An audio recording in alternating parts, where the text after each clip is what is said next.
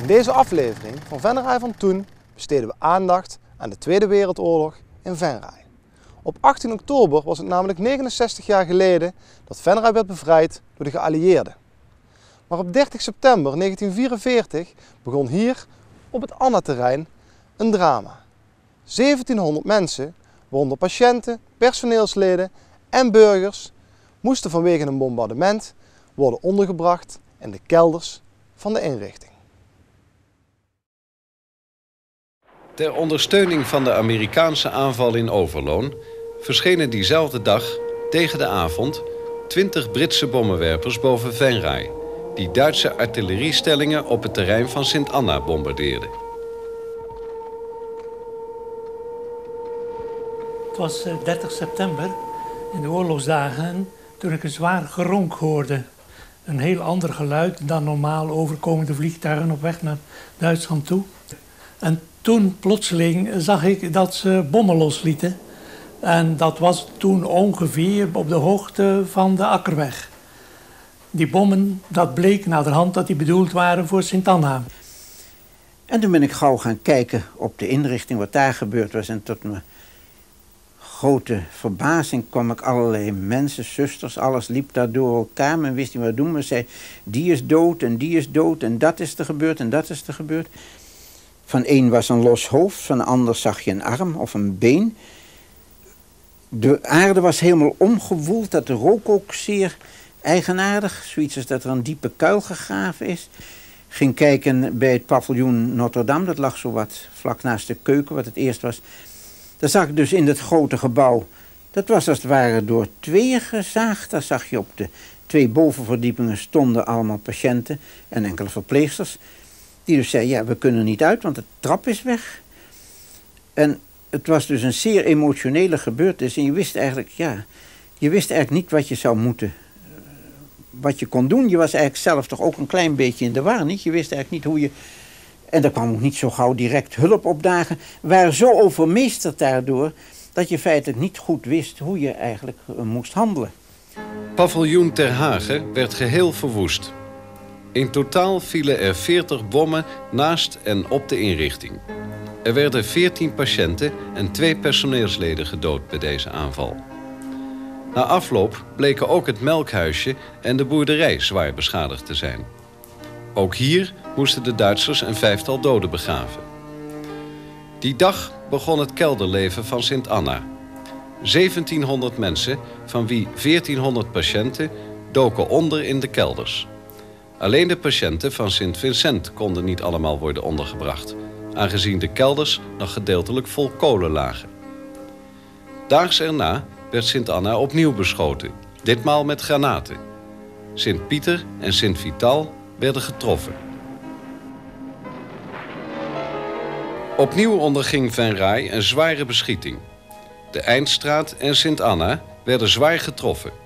De Eeuwige Lente en de paviljoens Sint Ghislain en Sint Vincent kregen voltreffers. En we hadden een verschrikkelijke lawaai boven ons. We waren verschrikkelijk bang, want op die gang daar lagen dus verschillende mensen in bed. En die lagen onder spandaken omdat ze verschrikkelijk druk waren. En we dachten, al die mensen zijn dood.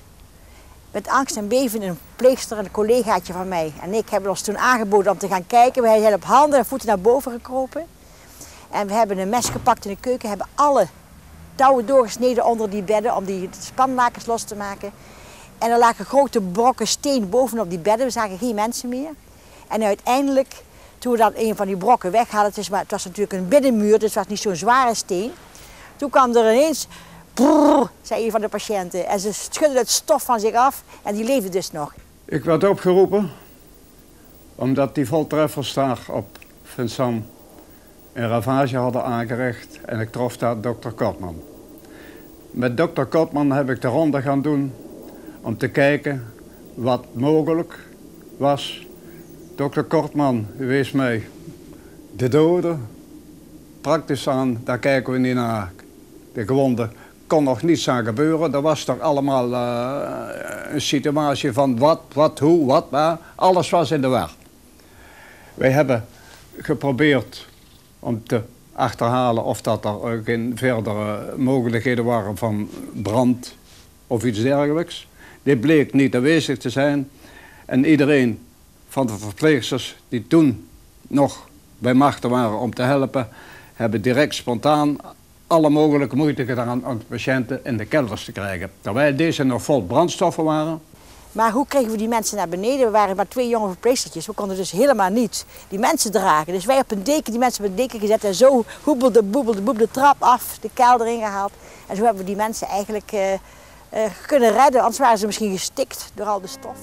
Venray werd voortdurend door tyfoons en artillerie bestookt.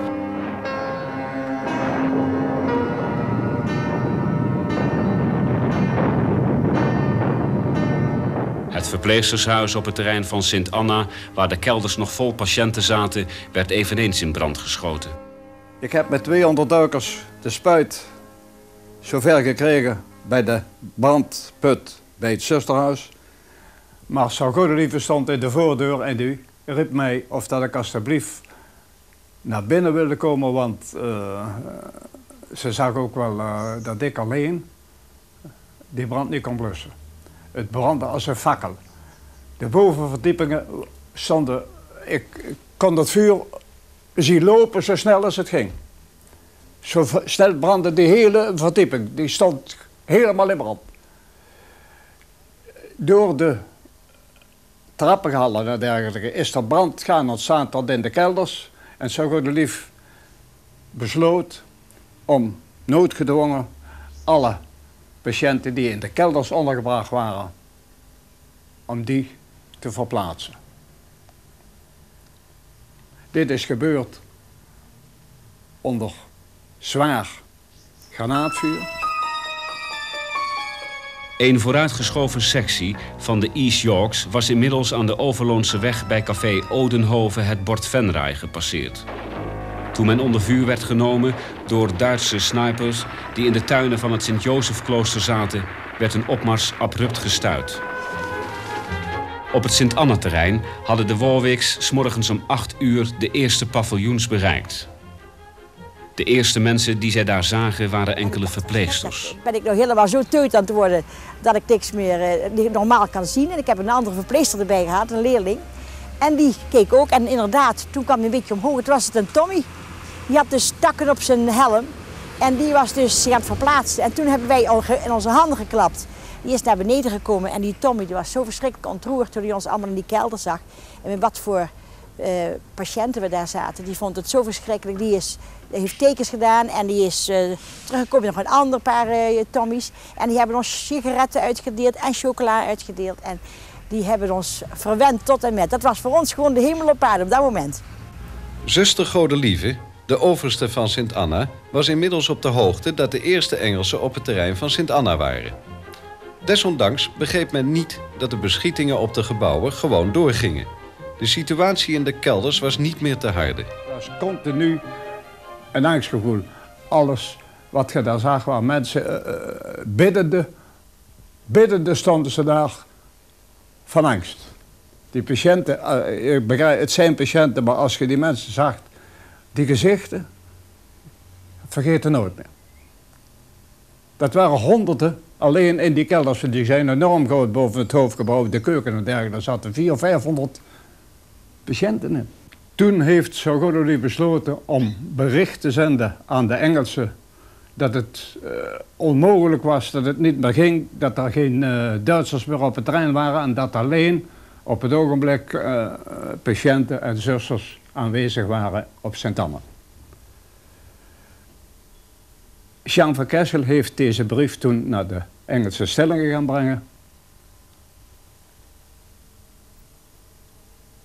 Nadat hij dit gedaan heeft en wonder boven wonder levend is teruggekomen, een uur daarna hield het beschieten van de Engelsen radicaal op.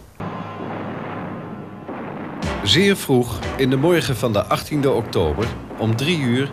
zette de Engelse artillerie, ondersteund met mortier en tankgeschut, een laatste, maar verschrikkelijk vuur in op het centrum van Venray. Meter voor meter werd afgemaaid. Het was de angstigste nacht van de strijd. Deze laatste uren vergden het uiterste. Venray was 's morgens, op enkele snipers na, geheel in Engelse handen. Daags na de bevrijding van Venray begon men op Sint Anna met de evacuatie van patiënten en personeel. Boekel, Woensel en de Karel 1 sigarenfabriek in Eindhoven werden hun bestemming. Overloon en Venray waren zwaar gehavend en ze zagen er troosteloos uit. De bevolking uiteengedreven, hun huizen dikwijls geplunderd. Bijna 300 burgers hadden het leven verloren en velen waren gewond.